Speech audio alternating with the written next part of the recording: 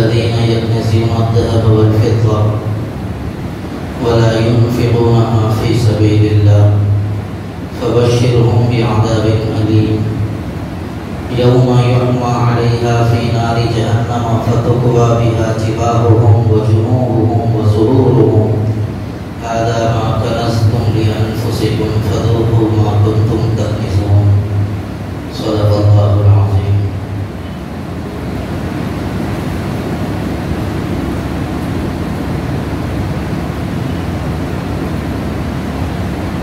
قابل قدر معزز بزرگوں، نوجوان دوستوں،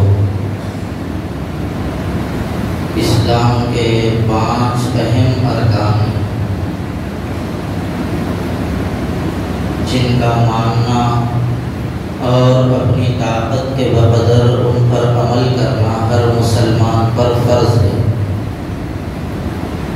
اگر کوئی ان ارکان میں سے کسی ایک رکن کا بھی انکار کرے گا تو مومن باقی نہیں رہے گا، کافر ہو جائے گا۔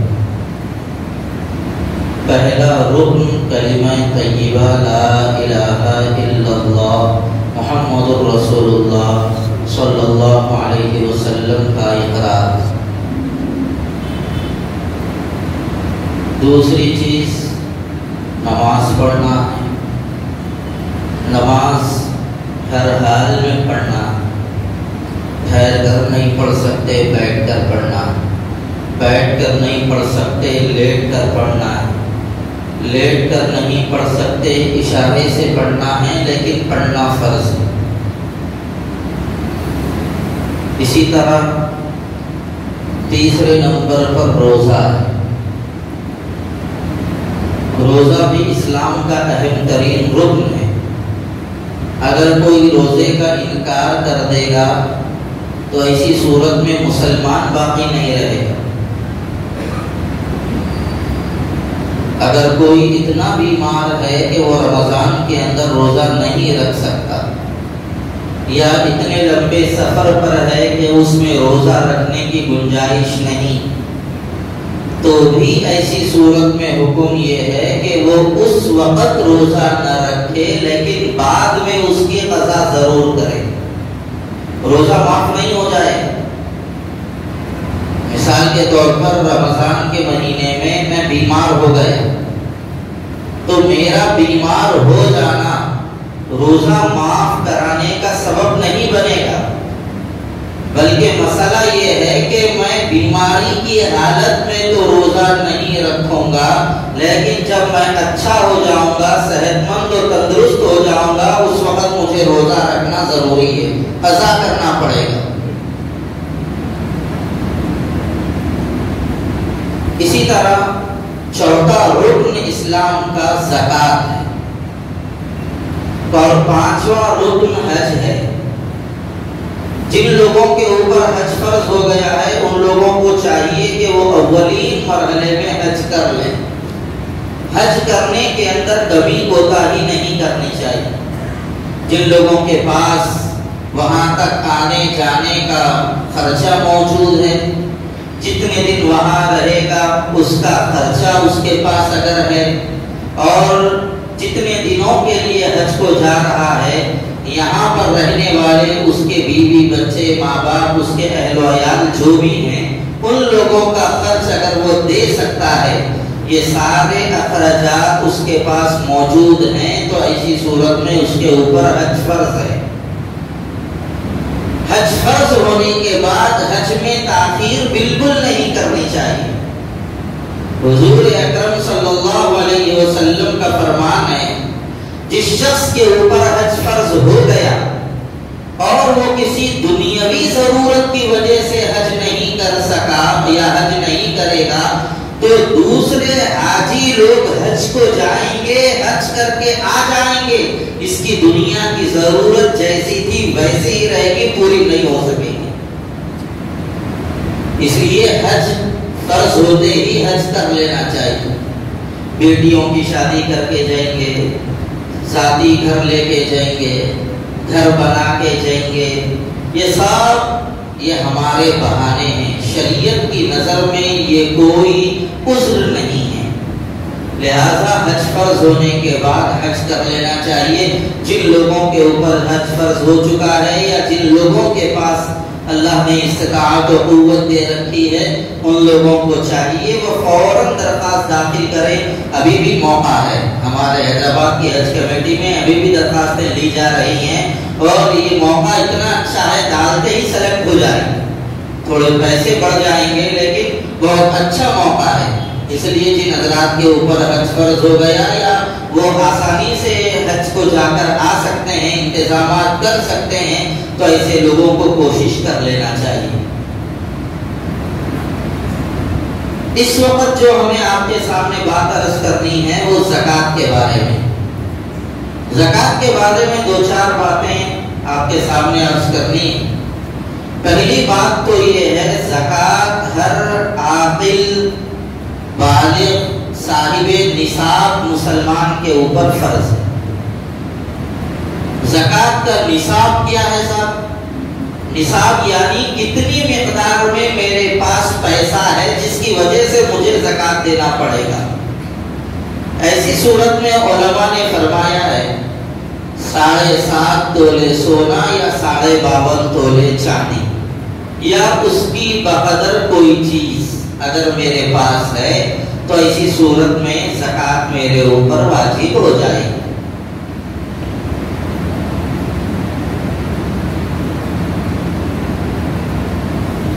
اب کسی کے پاس پورے 7.5 تولے سونا نہیں ہے، 52.5 تولہ چاندی پوری نہیں ہے، تو ایسی صورت کے اندر دیکھا یہ جائے گا کہ جتنا سونا ہے وہ 1 تولہ، آدھا تولہ، پون تولہ، 2 تولے، 3 تولے، جتنا بھی سونا ہے وہ، اور جتنی چاندی ہے وہ، دونوں کو ملانے کے بعد اگر 52.5 تولے چاندی کے برابر اس کی رقم ہو جاتی ہے، یا تھوڑا سونا ہے، تھوڑی چاندی ہے، تھوڑے پیسے ہیں، سب ملا کر اگر 52.5 تولے چاندی کے مقدار کو یہ رقم پہنچ جاتی ہے تو ایسی صورت میں زکوٰۃ واجب ہو جائے گی، زکوٰۃ ادا کرنا ضروری ہو۔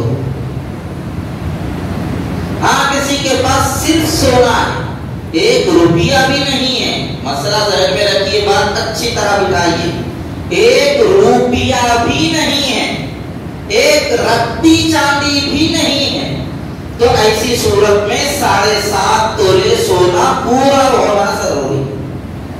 کسی کے پاس خالص چاندی ہے، 1 رتی سونا نہیں، 1 روپیہ نہیں، تو ایسی صورت کے اندر 52.5 تولے چاندی ہونا ضروری ہے۔ تھوڑا چاندی، تھوڑا سونا، تھوڑا پیسہ اگر ہے تو سب کو ملایا جائے گا، سونے کے کتنے پیسے ہو رہے، چاندی کے کتنے پیسے ہو رہے، میرے پاس پیسے کتنے ہیں، سب ملانے کے بعد اگر اتنے پیسوں میں 52.5 تولے چاندی آ سکتی ہے تو اب ایسی صورت میں میرے اوپر زکوٰۃ واجب ہو جائے گی۔ مسئلہ سمجھ میں آ رہا ہے نا؟ بعض لوگوں کے ذہنوں میں یہی رہتا ہے، نہیں میرے پاس پورے 7.5 تولے سونا نہیں ہے، میرے پاس پورے 52.5 تولے چاندی نہیں ہے۔ یہ مسئلہ اکثر لوگ ذہن میں رکھتے ہیں، ایسی بات نہیں۔ زکوٰۃ دینے کے اندر غربا کا فائدہ دیکھا جائے گا، کون سی مقدار میں غریبوں کا فائدہ ہے، وہ مقدار کو معیار بنا کر زکوٰۃ نکالی جائے گی۔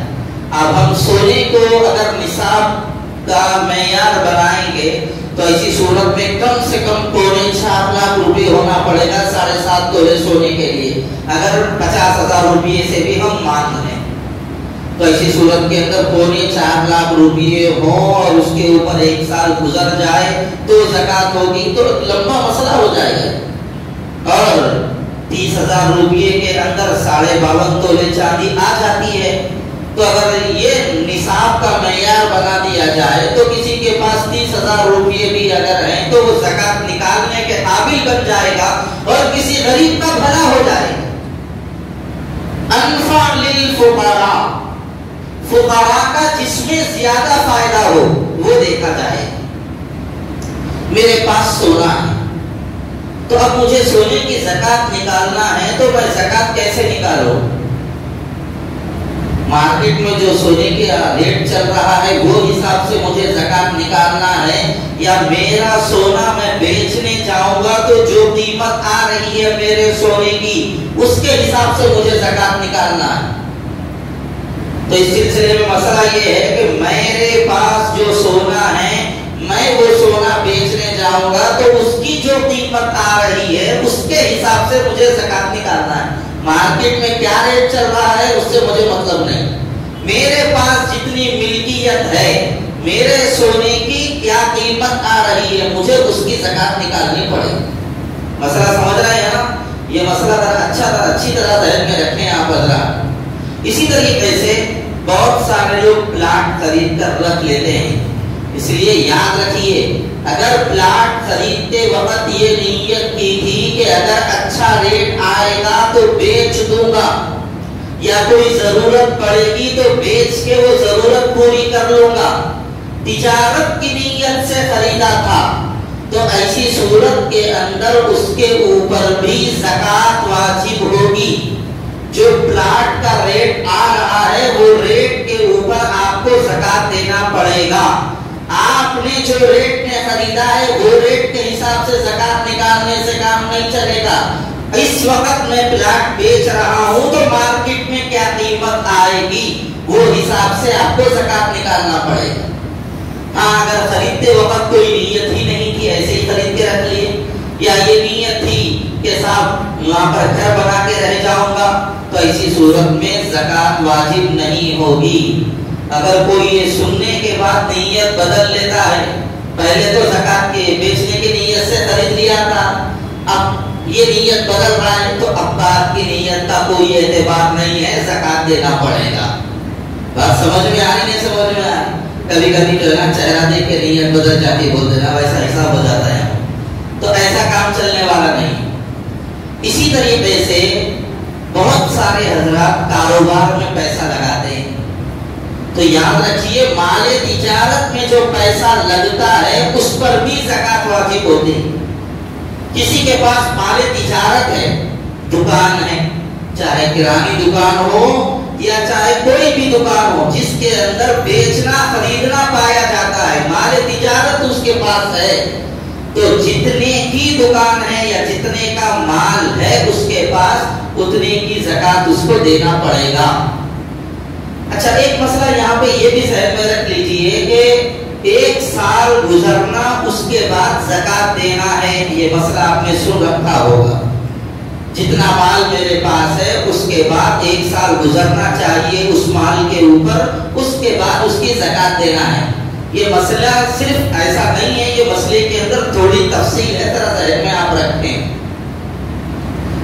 इस बार मिसाल के तौर पर आज की तारीख में आज 15 अप्रैल है, या फिर आज रमजान का कौन सा रोजा है सर?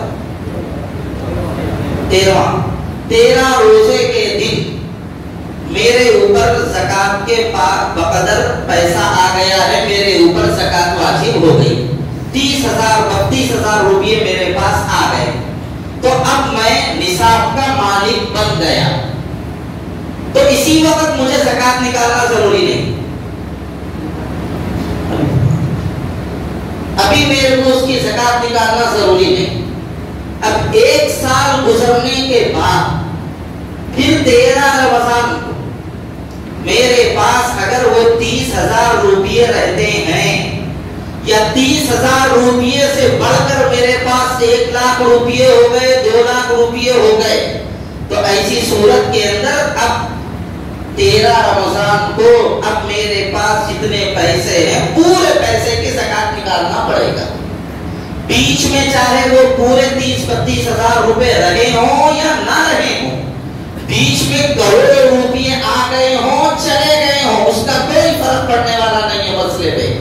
अब 13 रमजान के दिन मैं ज़कात निकाल रहा हूँ, तो अब ऐसी सूरत में अगर मेरे पास 30,000 रुपये से कम पैसे हैं जिस पर ज़कात वाजिब नहीं होती, तो ऐसी सूरत में मेरे ऊपर ज़कात वाजिब नहीं, और अगर मेरे पास उससे ज़ायद पैसे हो तो ऐसी सूरत में मेरे ऊपर ज़कात वाजिब हो जाएगी। मसला समझ में आया? बहुत सारे लोग ये कहते हैं कि भाई सोना लाए तो 2 महीने गुजरे اس کے اوپر بھی زکات دینا کیا؟ اگر آپ پہلے سے صاحب نصاب تھے تو آج 13 رمضان کو میں زکات نکال رہا ہوں اور 12 رمضان کو میں نے 10 تولے سونا لایا ہے تو وہ 10 تولوں کی بھی زکات مجھے دینا پڑے گا۔ بات سمجھ میں آ رہی ہے؟ نکالتے وقت جتنی مالیت میرے پاس موجود ہے، جتنی مقدار میرے پاس موجود ہے، اتنی مقدار کی زکات مجھے دینا پڑے گا۔ یہ ہے سال گزرنے کا مطلب۔ جو مال ہے وہ مال پورا 1 سال رکھے ہوا رہنا پھر اس کے اوپر زکات واجب ہوگی یہ ضروری نہیں ہے۔ بیچ میں آگے چلے جاؤ اس کا کوئی فرق نہیں پڑے گا۔ 13 رمضان کو میرے پاس 30-32 ہزار روپیے تھے، 52.5 تولے چاندی کے پیسے میرے پاس تھے، اب 14 رمضان کو ختم ہو گئے پورے پیسے، پھر آئندہ سال 13 رمضان کو اتفاق سے 50 ہزار روپیے آ گئے تو اب مجھے زکات دینا پڑے گا۔ یہ ہے سال گزرنے کا مطلب۔ سمجھے مسئلہ؟ یہ مسئلہ ذرا اچھی طرح ذہن میں رکھنا چاہیے۔ یہ مسئلہ نہیں سمجھنے کی وجہ سے کئی لوگوں کے اوپر زکات واجب ہو جاتی ہے پھر بھی وہ زکات ادا نہیں کرتے۔ اور ایک بات بولوں میں آپ کو، یہ نصاب اتنے ہے تو دینا، اتنے ہے تو نہیں دینا، یہ تو ایک قانونی بات ہے۔ اللہ تبارک و تعالیٰ کے شکر کا تقاضا یہ ہے اللہ نے جتنا دیا ہے اس کی زکات دے ڈالو، چاہے وہ نصاب کو پہنچ رہا ہو نصاب کو نہیں پہنچ رہا ہو۔ اے اللہ تو نے دیا، تیرا شکر ہے، اس کی زکات نکال ڈالو، اللہ اور نوازے گا۔ ہاں جو حضرات ہیں دل آگے بڑھتا ہی نہیں اور جن کی نیت آگے بڑھتی نہیں دینے کے واسطے، ایسے لوگوں کے واسطے یہ قانون بنایا گیا ہے، نہیں دیں گے تو قیامت کے دن جوتے کھائیں گے، اس کے واسطے زکات نکالو، یہ نصاب بنایا گیا ہے۔ اور ایک بات یاد رکھیے، زکات کتنی نکالنا ہے؟ زکات جو نکالنا ہے مال کا 40واں حصہ، جتنا بھی آپ کے پاس مال ہے اس کا 40واں حصہ زکات میں نکالنا ہے۔ اب ہماری زبان میں کہہ لیجئے 2.5 کے حساب سے ہمیں زکات نکالنا ہے۔ 1 لاکھ روپیے میرے پاس ہیں اور اس کے اوپر سال گزر گیا ہے تو اسی صورت میں مجھے 2500 روپیے زکات نکالنی پڑے۔ 1 لاکھ روپیے کو 2500، 1000 کو 25 روپے، یہ حساب سے ہم زکات نکالیں گے۔ تو زکات نکالنے کو اپنے اوپر ضروری سمجھیں۔ اللہ نے جتنا دے دیا ہے اس کی زکات نکالنے کی کوشش کریں، اور زکات نکالنے سے مال میں اللہ اضافہ فرماتا ہے۔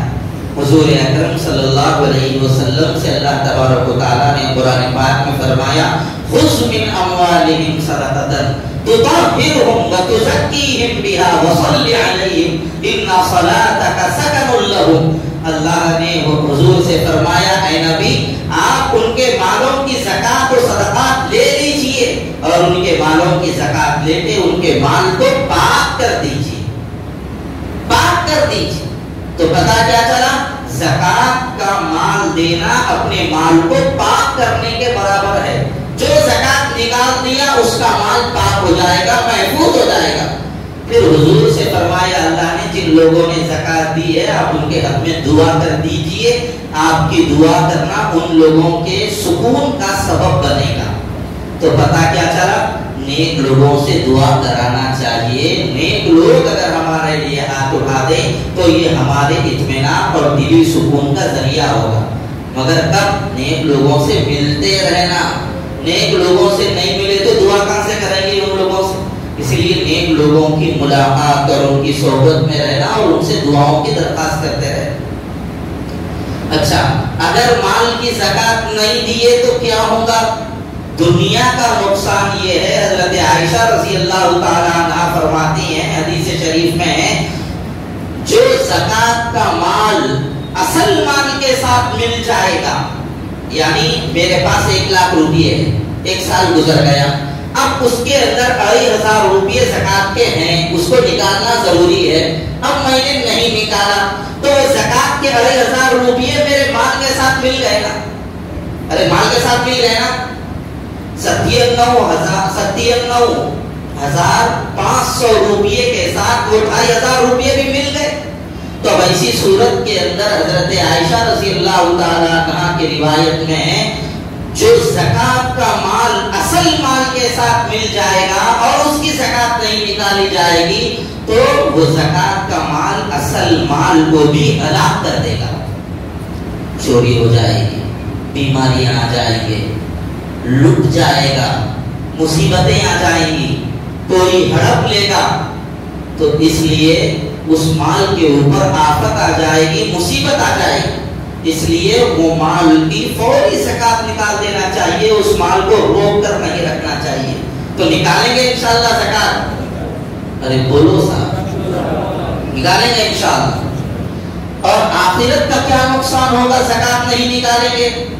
قرآن کریم میں اللہ تبارک و تعالیٰ نے 4 پارے میں فرمایا ہے وَلَا يَحْسَبَنَّ الَّذِينَ يَبْخَلُونَ بِمَا آتَاهُمُ اللَّهُ مِنْ فَضْلِهِ هُوَ خَيْرٌ لَهُمْ بل هو شر لهم سيطوقون ما بخلوا به يوم القيامة ولله ميراث السماوات والارض.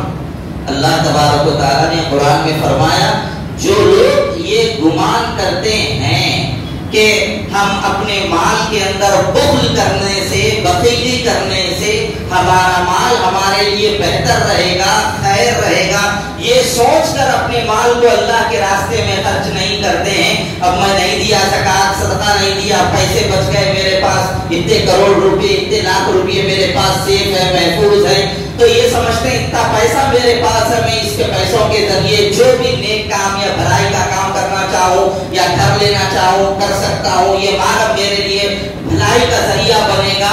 اللہ نے فرمایا مال کے اندر بخل کرو گے اور زکات نہیں نکالو گے، اللہ نے فرمایا بل ہوا شر لہم، وہ لوگ ہرگز خیال نہ کریں کہ یہ مال ان کے لیے خیر ہوگا، بلکہ یہ مال ان کے لیے شر کا باعث ہوگا، نقصان کا باعث ہوگا. کون سا مال؟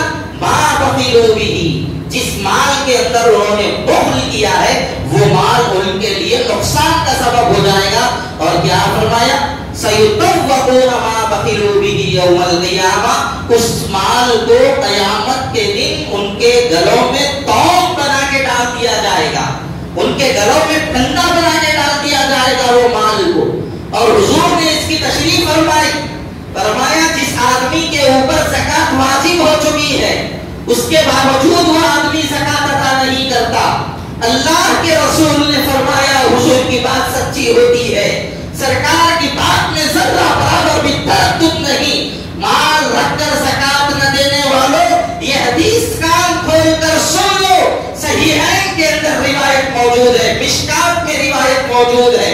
حضور نے فرمایا اللہ قیامت کے دن اس مال کو جس کی زکات ادا نہ کی جائے، قیامت کے دن اللہ تبارک و تعالی اس مال کو ایک اژدہا بنائے گا اور وہ اژدہا گنجا سانپ آ کر اس کے گلے میں لپٹ جائے گا، توق بنا دے گا، لپٹ جائے گا، گول پندا بنا دے گا اور پندا بنا کر اس کا پن اس کے منہ کے سامنے لائے گا ایسے.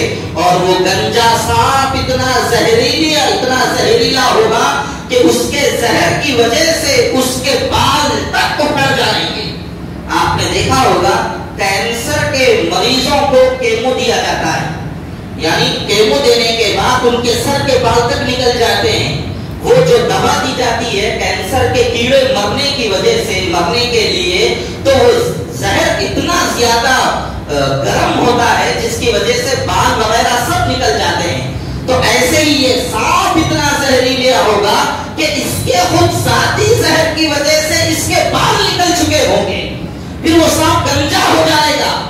حضور نے فرمایا وہ گنجا سانپ اس کے سامنے پن بنا کے آئے گا، لہو سبھی بتان، اس کے لیے اس گنجے سانپ کے پن کے اندر 2 کالے نقطے ہوں گے اور یہ کالے نقطے بھی انتہائی زہریلے پن کی علامت کے لیے ہوں گے.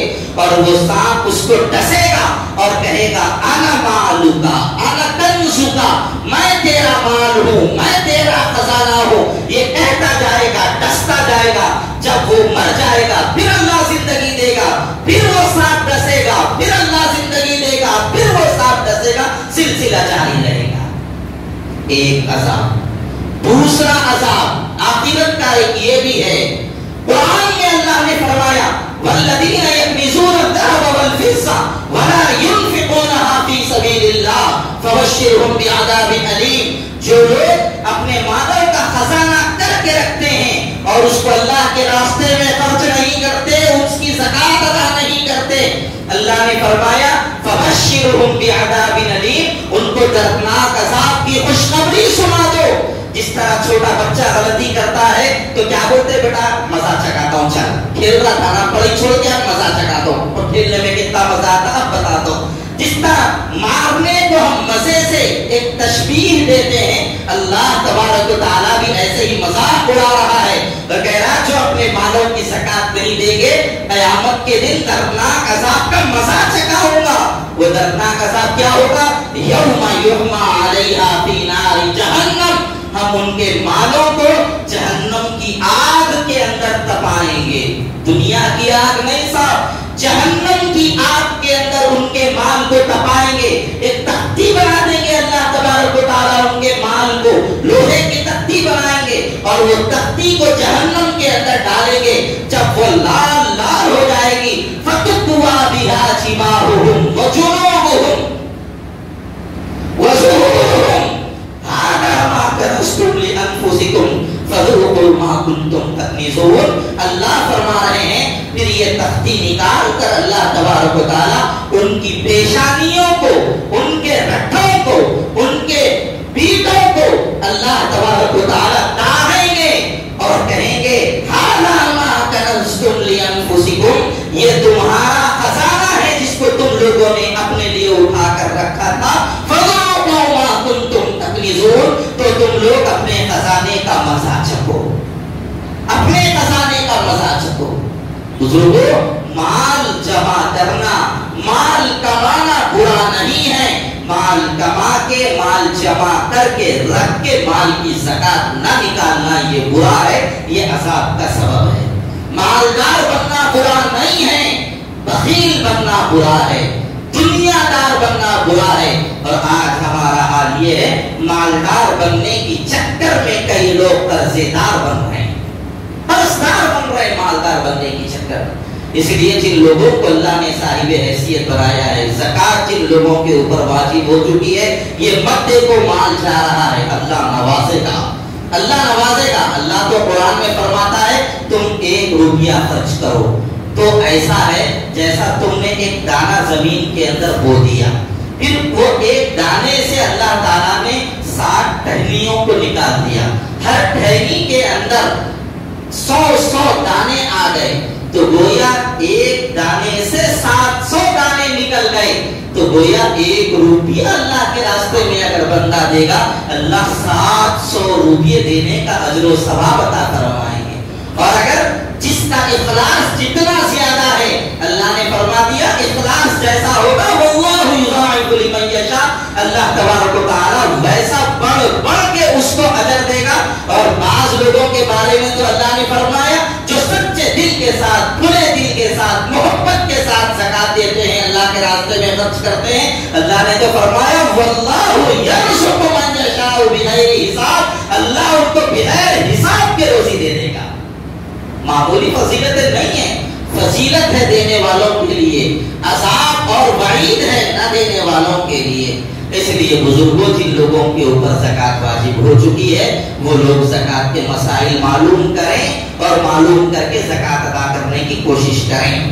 زکات ضرور ادا کریں. رمضان میں ہی زکات دینا ضروری نہیں ہے، لیکن رمضان میں دینے سے چونکہ ثواب زیادہ ملتا ہے اس لیے رمضان میں زکات دینے کی ترغیب دلائی جاتی ہے. آپ حضرات سے خواہش ہے کہ آپ حضرات ضرور اپنے مالوں کی زکات ادا کریں. کریں گے انشاءاللہ، ادا کریں گے انشاءاللہ، ضرور ادا کرو بھائیو، ورنہ دنیا کا بھی نقصان ہے، آخرت کا بھی نقصان. میں اور 2-4 باتیں آپ سے عرض کرنا چاہتا تھا لیکن وقت ہو گیا ہے. ایک آخری گزارش اس موقع پر یہ عرض کرنا ہے، آئندہ جمعہ شاید آنے سے پہلے ہی یا آئندہ جمعہ ہی سے اعتکاف شروع ہو جائے گا. اعتکاف کی بڑی فضیلت آئی ہے، بہت بڑی فضیلت ہے. حضور اکرم صلی اللہ علیہ وسلم ہر سال جو ہے نا آخر عشرے کا اعتکاف فرماتے تھے. اس سے بڑی فضیلت کیا ہے؟ سرکار کرتے تھے بات ختم ہو گئی، اس سے بڑی فضیلت اور کچھ نہیں ہو سکتی. غلاموں کے لیے تو آقا کا عمل ہے، ہم غلاموں کے لیے تو سرکار کا عمل کافی ہے. ہمارے آقا نے کر دیا ہے، ہمارے یہ کافی ہے۔ تو بہرحال حضور ہر سال اعتکاف بیٹھتے تھے، تو ہم کوشش کریں کہ ہم بھی اعتکاف بیٹھنے کا اہتمام کریں، اپنے کاروبار کو، اپنے کاموں کو آگے پیچھے کیجئے، اور 20ویں روزے کے دن افطار کے وقت آ جائیے، عصر کی نماز کے بعد آپ اپنے محلے کی مسجد میں بیٹھیے یا آپ کو جہاں پر اعتماد ہو وہاں پر بیٹھیے۔ اگر کسی مسجد میں محلے کا کوئی فرد، ایک فرد بھی اعتکاف نہیں بیٹھے گا، پوری بستی گنہگار ہو، پوری بستی گنہگار ہو۔ اس لیے اگر ہماری بستی میں کوئی بیٹھ رہا ہے تو ہم جہاں چاہیں وہاں بیٹھیں، اگر کوئی ہماری بستی کی مسجد میں نہیں بیٹھتا ہے تو ہم ہماری مسجد کی بستی کی مسجد میں بیٹھیں۔ انشاءاللہ ہمارے پاس بھی اعتکاف کا یہاں پر نظم رہے گا، اور جو حضرات بیٹھیں گے ان کے لیے تربیت کا معمول بنا کے دے دیا جائے گا۔ آپ حضرات اعتکاف کی نیت کریں جن حضرات کو آسانی سے اللہ نے موقع دیا ہے۔ اعتکاف کی فضیلت کی ایک حدیث سن لیجیے۔ حضور اکرم صلی اللہ علیہ وسلم نے فرمایا، جو شخص ایک دن کا اعتکاف بیٹھے، 10 دن کا بیٹھیں گے تو کتنی بڑی فضیلت ہوگی انشاءاللہ آئندہ بتائیں گے۔ صرف ایک دن کے اعتکاف کی یہ فضیلت حضور نے بیان فرمائی۔ اللہ تبارک و تعالی اعتکاف بیٹھنے والے کے درمیان اور جہنم کے درمیان 3 بڑی بڑی خندقیں کھود دے گا، 3 خندقیں بڑی بڑی، یعنی 3 بڑے بڑے گڑھے اللہ کھود دے گا۔ اور وہ 3 خندقیں کیسی ہوں گی؟ ایک کنارے سے دوسرے کنارے تک کا فاصلہ جتنا آسمان سے زمین تک کا فاصلہ ہے اتنا ان دونوں کا فاصلہ ہوگا، یعنی ایک خندق اتنی بڑی ہوگی جتنی آسمان اور زمین کی لمبائی اور چوڑائی، ایک خندق۔ تو 3 خندقوں کا مطلب یہ ہے 3 مرتبہ آسمان اور زمین کی اتنی لمبائی اور چوڑائی اللہ جہنم سے اس بندے کو اتنی دور کر دیں گے۔ مقصد کیا ہے؟ مقصد بتلانا یہ ہے وہ بندہ جہنم سے اتنی دور ہو جائے گا کہ اس کا جہنم میں جانا بظاہر مشکل ہو جائے گا جو اعتکاف میں بیٹھے گا۔ تو فیصلہ آپ کرو، 10 دنوں کے اعتکاف میں جہنم سے دوری، جنت سے قربت، سودا سستا ہے مہنگا ہے؟ بولو، سستا ہے مہنگا ہے؟ ارے نہیں بول رہے، سستا ہے مہنگا ہے؟ کاروبار سے اچھا ہے کاروبار سے برا ہے؟ تو بیٹھیں گے انشاءاللہ، ہم امید رکھتے ہیں آپ حضرات ضرور اعتکاف میں بیٹھیں گے انشاءاللہ۔ اللہ تعالیٰ صحیح علم و عمل کی اپنے کرم سے توفیق عطا فرمائے۔ وآخر دعوانا الحمدللہ رب العالمین۔